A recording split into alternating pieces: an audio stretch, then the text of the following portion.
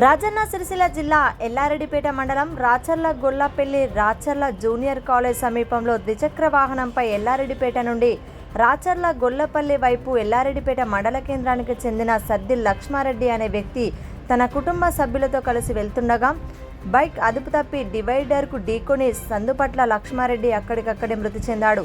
కుటుంబ సభ్యులు తీవ్ర గాయాలవ్వగా వారిని 108 వాహనంలో సిరిసిల్ల ఏరియా ఆసుపత్రికి తరలించారు.